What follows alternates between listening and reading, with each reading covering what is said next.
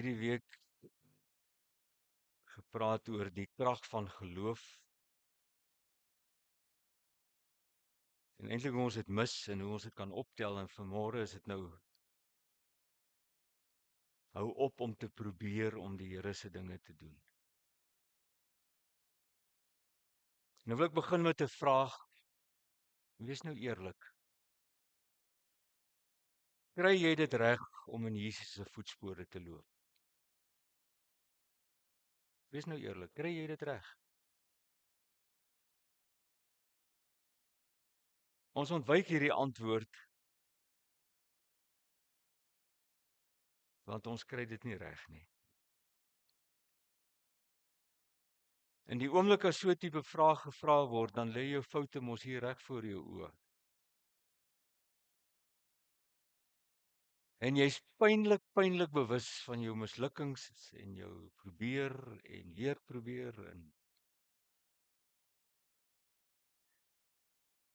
en iewers het ons 'n leuen begin glo dat geloof beteken om perfek te wees. Ek streef daarna, ja, maar daar bestaan nie so iets 'n perfekte mens nie. Nee, behalwe myself het ek nog nie iemand gekry nie, maar daar is nie so iets nie. Geloof is nie om perfek te wees nie. Geloof is om genade te verstaan en die krag van geloof te verstaan. Die krag wat losgekom het met Jesus se opstanding. En geloof is om die krag van Jesus se opstanding te verstaan en ek wil met hierdie teks begin vanmôre. Efesiërs 1. Kyk hom baie mooi. Mag julle verstaan watter vooruitsig daar is vir julle wat glo. Kyk wat sê hy. Daar's 'n beter wêreld. 'n Vooruitsig. Mag julle verstaan hoe ryk die erfenis is wat hy aan sy kinders uitdeel. Kyk mooi na daai sinnetjie. Erfenis beteken dis myne. Wat is myne in die konteks? Die krag. Mag julle ook verstaan hoe sy krag waarmee hy, en dis nou waaroor Pinkster gaan, in ons, God se in my. Mag ons ook verstaan hoe sy krag waarmee hy in ons werk sterker is as enigiets anders. En hierdie sin. Dis dieselfde krag waarmee God gewerk het toe hy Christus uit die dood lewend gemaak het. Die krag om 'n dooie ding lewendig te maak moet enorm wees. En God het dit eenvoudig, ek weet nie hoe hy dit gedoen het nie, maar hy word hy lewendig. En die Here sê daai krag is in jou. En geloof is nie die simpel ding om te sê ek probeer perfek leef nie. Geloof is om die genade van die Here te verstaan en die krag wat tot my beskikking is te vat. En dis nie om te probeer nie.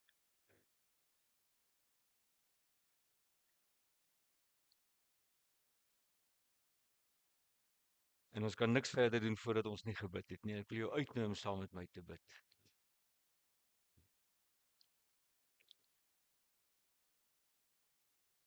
Sy gebed uit Jakobus 5 uit, dis 'n gebed om die kragtige werking van God. Bid dit saam met my asseblief. Here, vandag wil ek bely dat U te dikwels vir my die God van die gapentjies is. Ek praat met U oor die dingetjies wat ek nie self kan doen nie. Dit wat ek reken binne my eie vermoë is.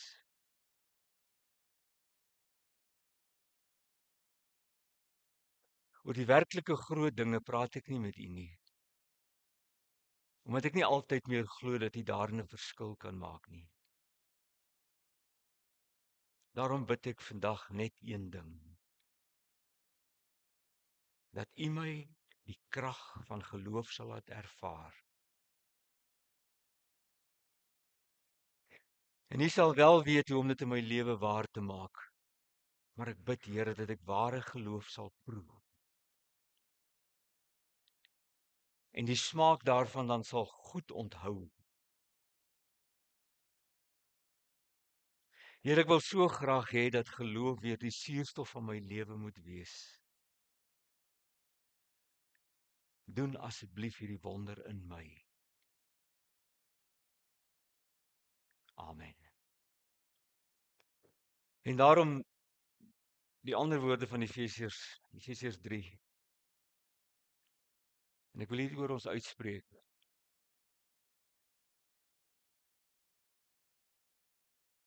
Mag Christus in sy volheid in jou bly. Kyk mooi. Nie stukkie vir stukkie. Alles wat Christus het.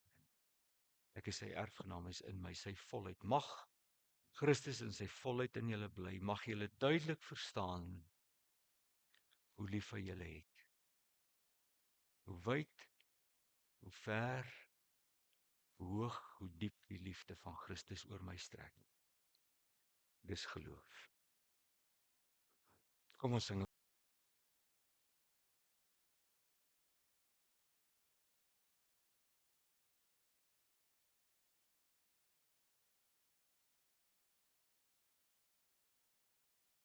Galasiërs 2 en 1 Johannes 5 vers 4. En dan is daar net een versie uit die tweede laaste boek uit die Bybel, uit die boek met die naam van Hiskia.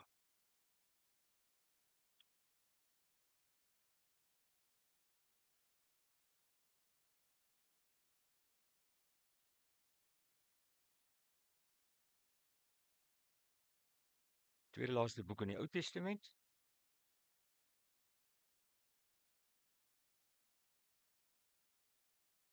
Julle moet hom kry want dis 'n belangrike vers daai.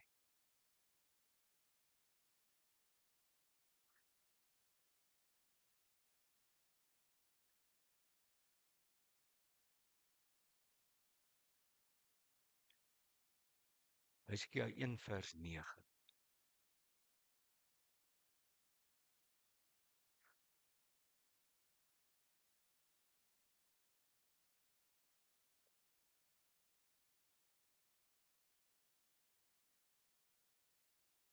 Daar's nie so 'n boek nie.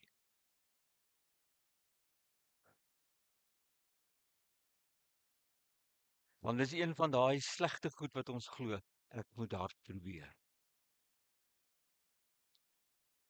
Galasiërs 2 vers 20. Gaan oor Pinkster. God is in my.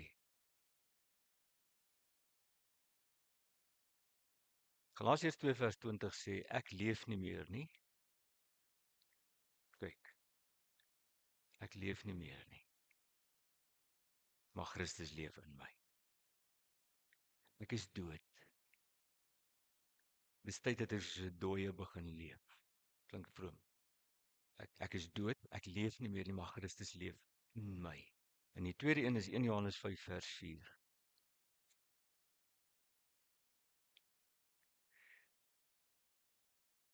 Ekskuus, vers 3. Die liefde vir God bestaan daarin dat ons sy gebooie gehoorsaam. Hoor hom. Sy gebooie is nie moeilik om te gehoorsaam nie. Dit is 'n eenvoudige ding. As jy dit reg verstaan. En ek wil nou vanmôre daaroor praat van ek het probeer, maar dit werk nie nou dan op probeer. Want geloof is nie om te probeer nie. Christen wees beteken baie dinge. Maar een ding staan uit. Meneer Christen moet soos Christus lyk. En die probleem is dit gebeur nie. In die teorie wil ons baie graag op die standaard van die Bybel leef. Maar in die praktyk kom daar nie veel van nie. En dis nie dat ons nie onwillig is nie. Ons wil regtig probeer om op die standaard van die Bybel te leef.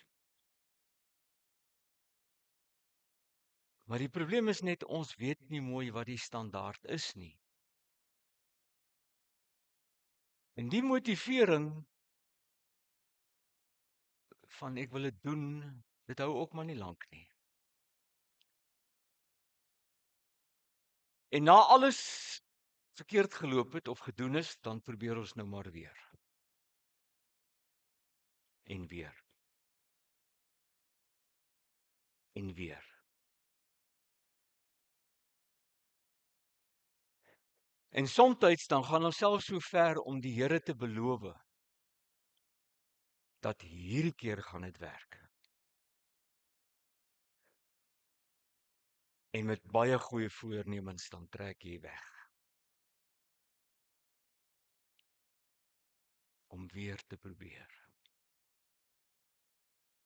En weer te probeer. Hoe beheer God my lewe? Kom ons vat hom punt vir punt. En die eerste enetjie is wat is beheer? Dit beteken hy vat oor. Dis soos 'n drone wat daar vlieg en hier deur die rekenaar beheer word en alles wat die rekenaar vir hom sê, doen die drone. En dit is hoe God dit met my doen. Hy klim in my in. En hoor my, letterlik. Letterlik. Hy beheer my oë, my mond, my gedagtes, my hande. Letterlik. En die twee redes hoekom daar so min van hierdie goed gebeur, is dat ons wil die ding nie letterlik verstaan nie. Ons het iets geesteliks gemaak daar vir 'n ander planeet. En die tweede rede is ons verstaan nie regtig die aard van die oorlog hier rondom ons nie. God wil in my klim. Hy wil my beheer. Die bose met uitstekende argumente en wonderlike verskonings wil hy God so uit my uitfaseer en dan wil hy my laat doen baie vroom wat my goed laat voel. Hy doen enige iets dat God my nie moet beheer nie. En ons is te stupid om dit agter te kom. Ons verstaan nie die aard van hierdie oorlog nie. Nou, wat is beheer nie? Ons glo 3 verskriklike vroom leuns. En die eerste een is ek gaan regtig probeer om te leef soos wat die Here van my vra om te doen. Die leuen klink so. Ek kan net my bes te gee en probeer. Dis die oudste leuen uit die hel van self. Hoekom? Want dis ek wat probeer. Dis mensgemaak. Dis gedoem tot mislukking. Want as ek probeer, dan verstaan ek niks van die krag wat God in my sit nie. Ek wat probeer mag mooi klink. Maar dit het niks met God uit te waai nie. Want die dag as ek nie meer probeer nie, dan beteken dit dat God is uit my lewe uit. Dit is tog nie moontlik nie. En die tweede leen is Dis baie moeilik om dit reg te kry. Jy maak dit moeilik omdat jy die dinge van God wat hy in jou lewe moet doen, wil jy gaan doen. Vergeet dit, dis nie moeilik nie. Daai teks wat ons gelees het sê die gebooie van God is nie moeilik om na te kom nie. En die derde leuen wat ons glo, dis iets wat ek moet doen. Dis een of ander aktiwiteit. Nee. Dis nie iets wat jy tussen 10:00 en 11:00 in die môre doen as jy besig is met godsdienstige dinge nie. Ons wil glo dat hierdie dinge doen jy as jy besig is met die dinge van die Here. Nou wat is die dinge van die Here? Wat is dit?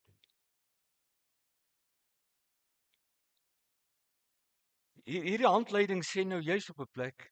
Hy sê of ek eet en of ek drink of wat ek ook al doen, ek moet dit doen tot eer van die Here. Hierdie is 'n leefstyl soos eet en slaap en bad en dis 'n leefstyl 24 uur van die dag, 7 dae van die week. Nou wat is beheer?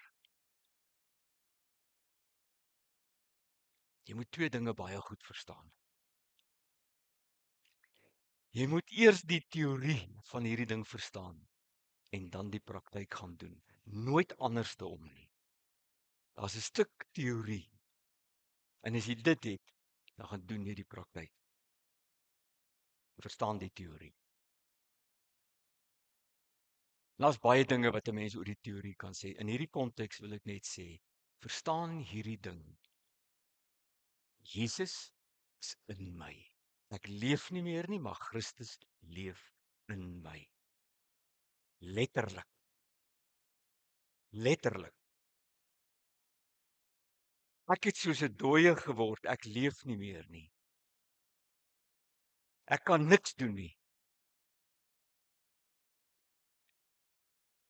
En Jesus leef in my. Hy is die lewe. Letterlik. Hy's in my sintuie in. Wat ek kyk, wat ek vat, wat ek eet, wat ek hoor, wat ek dink. En mag dit jou soos 'n voorhamer tussen die oë slaan. Dat jy wat 'n gelowige is, die dag as die Here jou nie beheer nie, moet jy weet, jy dwing die heilige God om met sy hande verkeerde dinge te doen. En om met sy oë, jy dwing hom om verkeerde goed saam met jou te kyk. Of te dink, of te vat, of te praat. Dink nie daaraan dat ek laat die heilige God wat in my is, ek laat hom vrot en slegte dinge saam met my doen, want hy's letterlik in my in. En die tweede stuk teorie wat jy moet verstaan, hierdie ding is 'n bevel van God. Jy het nie 'n opsionele keuse op wanneer jy dit kan doen of sekere tye jy dit kan doen nie. Dis nie iets wat gebeur as jy so voel nie. Jy sal toelaat dat God jou beheer. En hoor hierdie woord van Hebreërs 12. Beywer jou harde werk. Hy sê beywer jou vir 'n heilige lewe waarsonder niemand die Here sal sien nie. Dis 'n bevel. En daar's aaklige gevolge as jy hierdie bevel nie nakom nie. Want in die eerste plek, jy laat magte toe in jou lewe wat jy nie kan beheer nie. En sonder dat jy dit agterkom, kom daardie bose magte en hulle manipuleer jou en hulle vat al hoe groter areas van jou lewe. En die hou vas op jou en jou mense en jou dinge word al hoe groter en groter. En aanvanklik dan pla dit jou. Maar as wat hierdie dinge jou insluk, dan laat dit jou glad nie meer nie. En nog 'n gevolg is, jy beteken vir God en vir sy kerk en vir jouself en jou mense niks nie. En jy kom dit nie agter nie. Maar jou lewe draai baie vroom rondom jouself en jou dingetjies, jou behoeftes. En so mettertyd jy begin uitstekende argumente aanvoer oor hoekom jy so kan leef. Kyk maar net hoe werk ons met ons geld met die Here. Ons het uitstekende argumente. En 'n derde stukkie teorie. En dis die belangrike een. Laat God toe om God in jou lewe te wees. Dis nie ek wat probeer nie. Laat God toe om sy God dinge deur my te doen. Ek lees vanmôre 1 Korintiërs 1. Die laaste 3 versies daar. Dan sê hy Jesus het geword my wysheid, my kennis, my verlossing en my heiligmaking. Hy is hierdie goed. Hy is my wysheid. Hy's in my in. Hy doen hierdie goed deur my. Dis 3 punte van baie teorie. Maar nou moet hierdie goed praktyk in my lewe word. En praktyk beteken jy doen dit. Jy doen dinge, jou oppraat, jou opredeneer, jou verduidelik, jy opdink. Om dinge te doen is presies wat dit sê om te doen. Jy gee tree en jy doen 'n ding. En dan gee jy nog 'n tree en jy doen 'n ding. En om 'n ding te doen, paar puntjies hier. Dit het 'n tydlyn. Dit begin op 'n baie spesifieke plek met 'n spesifieke ding. Dag 1 breek aan. Jy maak 'n bepaalde keuse en jy doen dit. Hou op bid dat die Here dit vir jou moet kom doen. Hou op bid om vir die Here te sê, ag Here, gee my die krag om hierdie goed te doen. Hy het jou reeds die krag gegee. Kyk daai woorde. Hy's nie daar nie. Ek gaan net nou kom. 2 Petrus 1 sê, sy goddelike krag het my alles gegee wat ek nodig het om te leef en om hom te dien. Sy goddelike krag het my alles gegee. Ek het dit. Hou op vra. Here, kom doen dit. Here, maak my dit. Hy het dit klaar gedoen. Hy's in jou. Die goed het 'n tydlyn.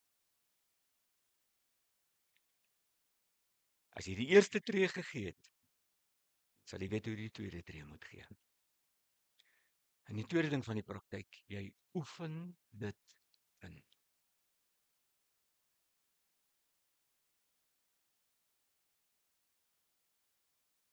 Ons glo regtig die leuen van Hizkia 1, daai teks wat nie bestaan nie.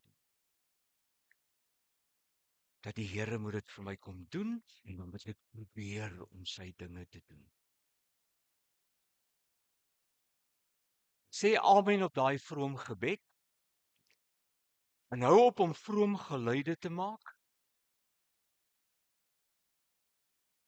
En gaan doen God se dinge. Dit wat moet gebeur, gaan doen jy en dit wat nie moet gebeur nie, gee mee. En is nie iets wat van self kom nie. Jy oefen dit in. Dit vra kommitment. Dis vrek harde werk om dit te doen. Byvoorbeeld jou stilte tyd. Dis nie iets wat sommer net kom nie. Dis 'n kommitment wat jy maak om hierdie handleiding vir beheer in jou kop in te kry. Dis jy oefen dit in om sondige patrone in jou lewe te breek. Jy begin met dit en dan sukkel jy en dan val jy en dan maar jy oefen dit in, jy staan op. Jy oefen nuwe patrone in. En môre herhaal ek die hele ding weer van voor af. En as hy vandag gewerk het, dan doen ek hom môre weer. En as hy vandag nie werk nie, dan begin ek vandag weer met hom. Maar ek gaan nie niks doen nie. Dit vat tyd. Dis harde werk. Jy leer 'n lewenstyl.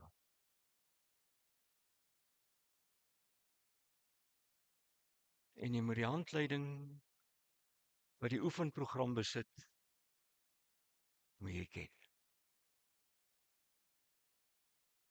En ek het 'n idee dat hierdie is die grootste rede vir die mislukking van kinders van die Here. Hulle ken nie die handleiding nie.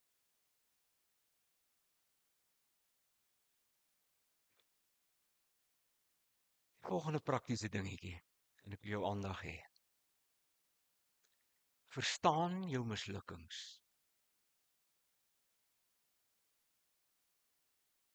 Jy's besig om in 'n beheeroorlog te beklei.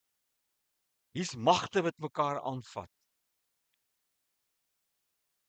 En my broer en suster, as die duiwel jou nie wil uitlos nie, moet jy weet, ek is op die regte pad.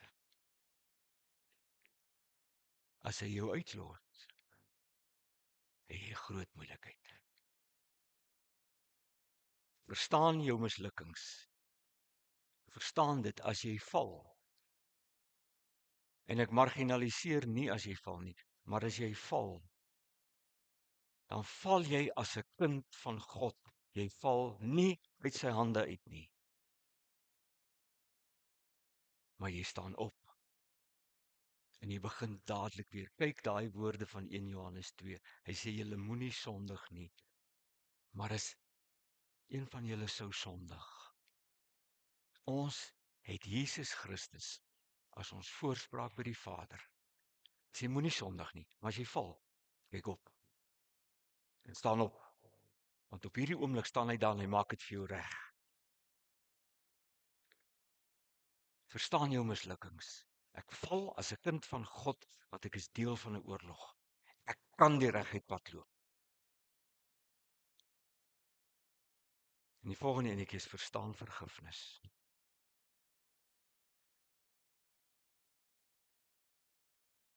Onthou,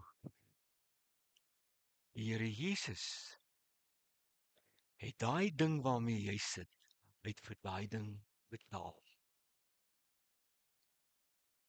Jy stap nie hierdie pad van die Here moet my beheer as hierdie elendeling wat die Here gaan jou mishandel iewers te langs die pad nie. Verstaan vergifnis. En vergifnis is nie vir jou bedoel eendag as jy op die standaard gekom het nie. Vergifnis is daar in hierdie wat Paulus sê val en opstaan lewe. Verstaan dit. Maar jy moet ook weet, speel met die verkeerde goed en die Here gaan vir jou klap. Sonder uitsondering. Maar as jy wil opstaan, daar's altyd vergifnis. Sonder uitsondering. Jesaja 55 sê, jy moet jou bekeer. Want die Here vergewe altyd weer. Speel met die goed en hy klap jou as jy wil opstaan. Elke keer verstaan vergifnis. en verstaan jou krag.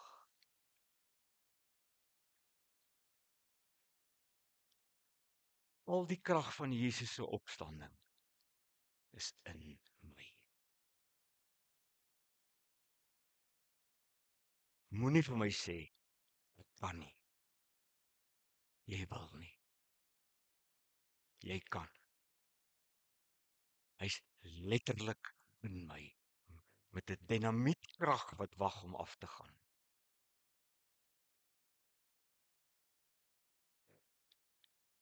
En dan nog 'n puntjie. Hou op om die sonde uit te sorteer. Het ek jou aandag asseblief. Hou op om die sonde uit te sorteer. Dis klaar uitsorteer. Die Here Jesus is vir daai goed dood. En toe hy opstaan, het daai goed nie saam met hom opgestaan nie.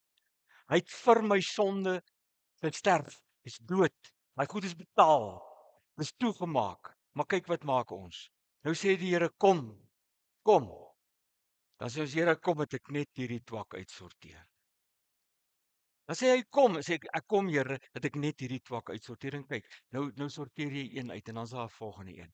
En dan's daar 'n volgende een. En dan's daar 'n volgende. En dan begin jy weer met dieselfde ene. En ka sit die duiwel vir jou en lag. En hier sit die Here Jesus en sê los hierdie goed. Dis dood. Behandel dit as dood. Ek is jou lewe. En soos wat jy saam met hom stap, sorteer hy vir jou hierdie goed uit, maar jou fokus lê daar.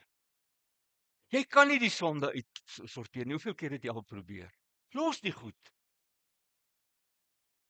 Jy doen niks.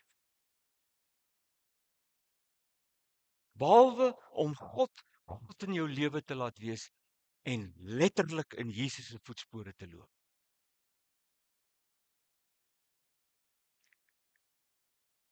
En ek het in my lewe het ek vir my 'n paar praktiese riglyne uitgewerk oor die tyd.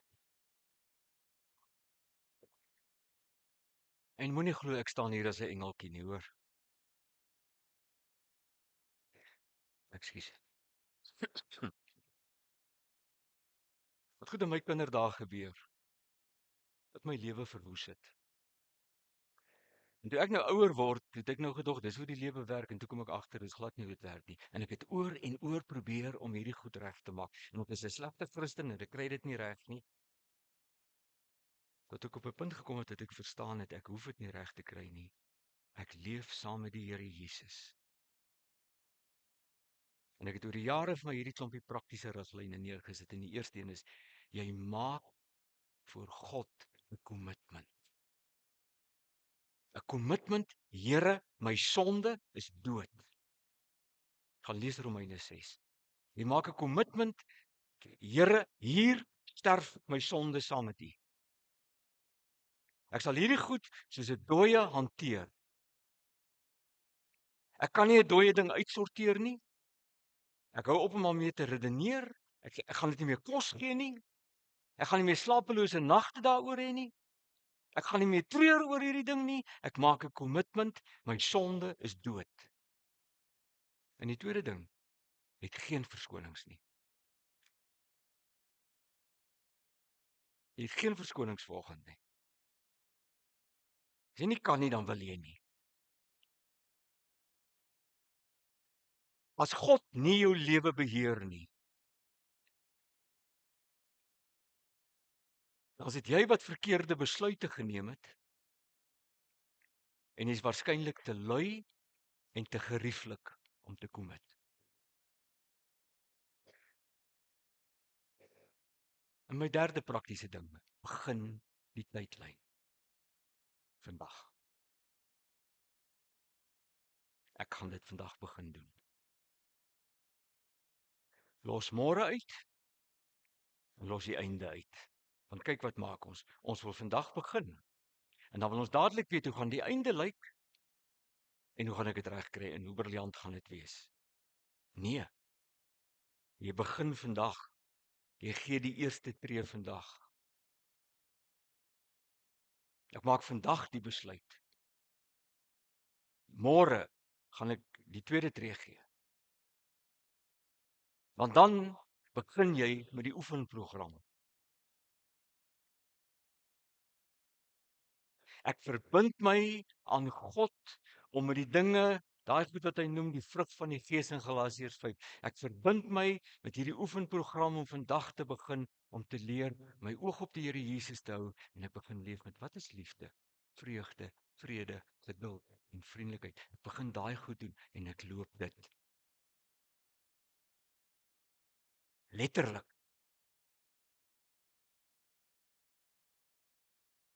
Jy sien, if you aim at nothing, you're going to hit it several times. As jy God daar hou en jy probeer hier uitsorteer, you're going to hit it several times. Jy begin met die oefenprogram, jy maak 'n kommitment met die Here. Dis wat ek gaan doen en ek bly daarby. Kommitment met jou kerk. En julle mense wat so min in die kerk kom, julle moet mooi dink waarmee julle besig. Maak 'n kommitment met jou kerk. Jou verhoudings. Die TV, die rekenaar. Die mense in jou lewe, jou stilte tyd. Jy begin hierdie goed inoefen.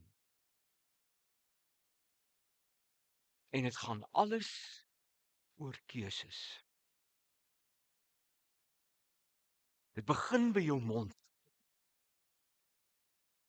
Jy sê dit, jy maak 'n gebed.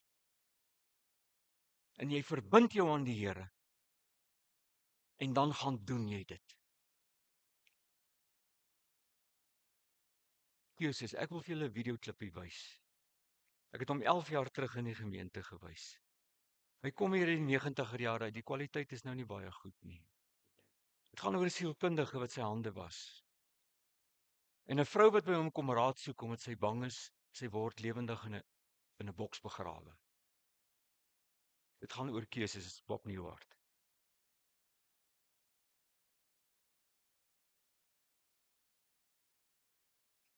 Alles in my geloofslewe is keuses. Jy stop dit en jy gaan doen dit. En soos hy sê, ons wil dit nie verstaan nie. Luister. Christus is in my. Dit beteken die seën van die Here rus op jou. Verwag dit. Beteken nie alles gaan lekker loop en maklik loop nie. Inteendeel. Ek is in 'n oorlog. Maar hierdie is die enigste lewe wat God seën. Christus wat deur sy Gees in my woon. En as jy dit kan onthou, as jy by die huis kom, gaan lees Deuteronomium 28. Die beloftes. As jy, dan sal ek. Ek sal jou knieskottel volmaak. Ek sal jou landerye seën. Ek sal jou kinders seën. As jy, dan sal ek. En daar's iets soos 51 as ek reg getel het. Wat die Here sê, ek sal jou seën, ek sal jou seën, ek sal jou seën. Verwag die seën van die Here. Dis die enigste lewe wat God seën. Mag jy dit so beleef. Amen.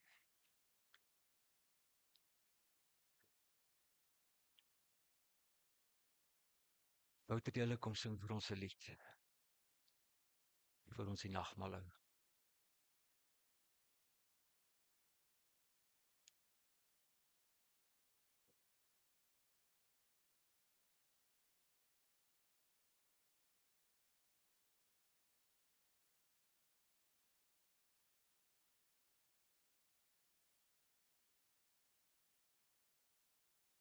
Jy moet 'n slag jou hare sny, hoor.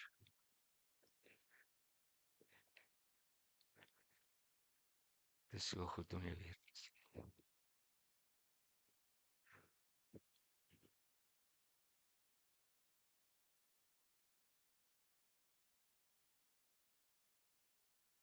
Die nagmaal is 'n teken. Sit ons my op asseblief. Van vergeet om my te vergeet. En onthou om my te onthou.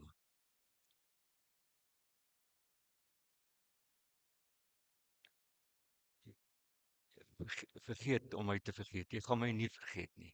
En onthou om my te onthou. Here, ek herinner jou aan hierdie beloftes. My naam is in jou handpalm geskryf. En jy sê, my naam is altyd voor jou. Ek herinner jou daaraan. Ek herinner jou daaraan, Here, dat jy gesê het, jou laaste woorde is, jy sal my tot aan die uiterstes van die aarde nie los nie. En Here, vergeet om my te vergeet, want jy is my borg. Jy staan in die hemel, en dit maak dat ek vanmôre onder die bloed van die Here Jesus waardig is om hierdie nagmaal te gebruik. Want die nagmaal is 'n teken. Dis sien of my opvolg nie asseblief. Dis 'n herinneringsteken. Soos wat ek hierdie goed sien, onthou ek. Hy het waaragtig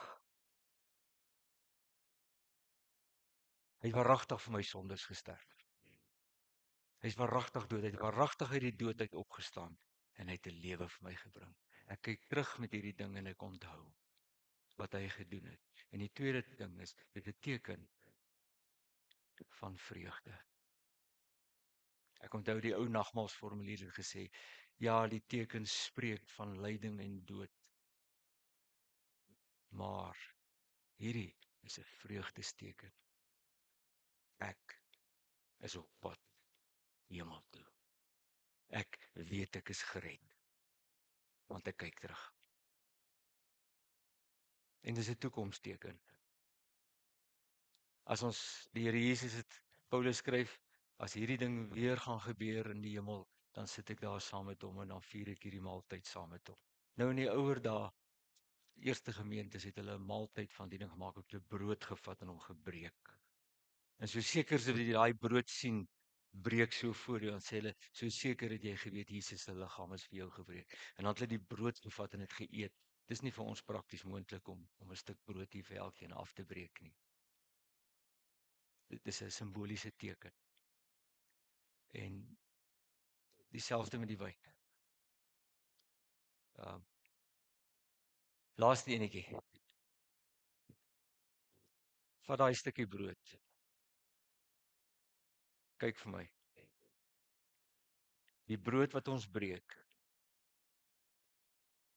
is om deel te wees van die liggaam van Christus wat gebreek is.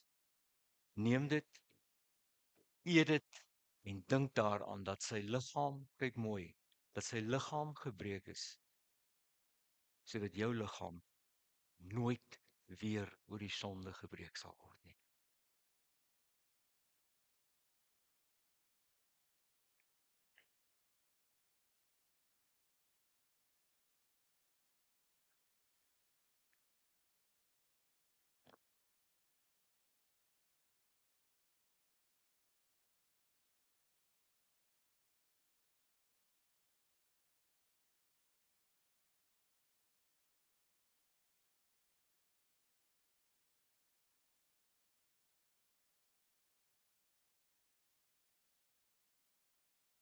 Dus as jy hom daar sien uitloop, so seker het die bloed van Christus vir jou geloop. En die beker wat ons drink, is om deel te hê aan die bloed van ons Here Jesus. Neem dit, drink dit en dink daaraan dat sy bloed geloop het as 'n volkome offer, sodat jou bloed nooit weer sal loop om te betaal vir jou sonde nie.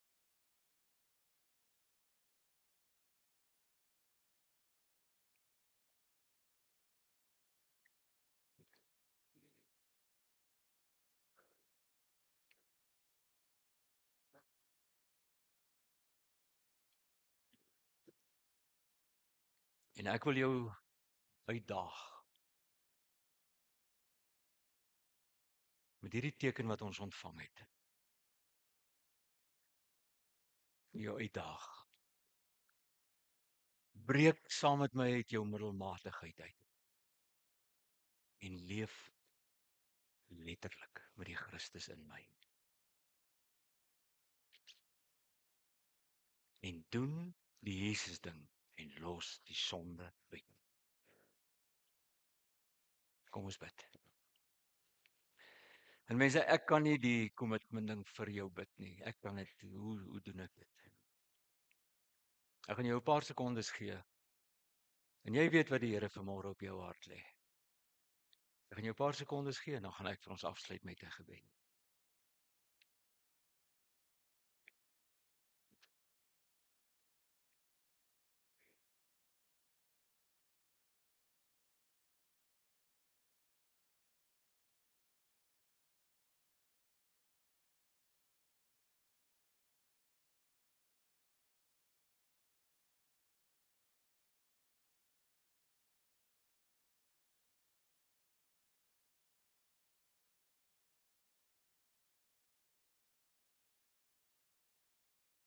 Hemelse Vader,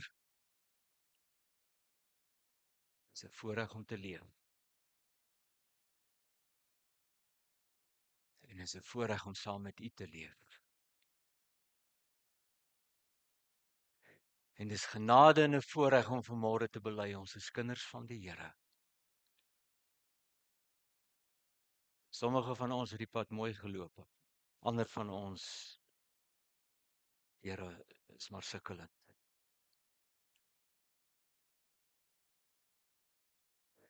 Maar dankie dat genade en vergifnis nie vra waar en wie ons is nie. En hoe ons dit reg gekry het nie. Ons is vanmôre hier om U te eer en te sê, ek is U kind. En U is waardig om in die voetspore te loop. Gees van God, maak my die hele tyd bewus dat U in my hande is, in my oë is, in my mond is, in my gedagtes is, in my liggaam is. En ek beleef saam met U. Ek beskerm my onder die bloed van Christus. En ek roep dit uit in Jesus se naam. Amen. Net saam met hierdie skuurdraad tot saam bid ook. My broer, maar jy het grys geword. Het die lewe jou dalk sleg behandel? Soos bly jy's hier. Kom ons bid net saam vir hulle en Martie. Here, U genade is groot. En soos die Psalm sê, aan die goedheid van die Here is daar geen einde nie. En hierdie storie kon baie anders te geloop het. En U het dit vir hulle mooi gemaak. Ons bid dat U sy liggaam sterk maak en dat U vir hulle vorentoe vat op hierdie pad. En in Jesus se naam spreek ek die liefde van God die Vader, die genade van sy seun Jesus Christus en die krag van die Heilige Gees oor hulle uit. Amen. Wouter julle, kom ons sluit af met 'n lied. Die hoogtepunt met al sy beloftes. Is hierdie goed. Die Here seën jou. En wat jou situasie nou ook al vanmôre is. As dit met jou moeilik gaan, die Here seën jou. As dit met jou goed gaan, die Here seën jou. En ek spreek hierdie seënwense van die Here oor jou uit, want dit bring lewe. Vat dit en leef met die Here se beloftes in jou situasie uit Numeri 6 uit. Die Here sal jou seën. Die Here sal jou beskerm. Die Here sal vir jou goed wees. Die Here sal in jou sy genade gee. Die Here sal aan jou goed doen. En die Here sal jou sy vrede gee. Amen. As iemand my preek wil hê, kan hom net hier kom kry. Elsa daai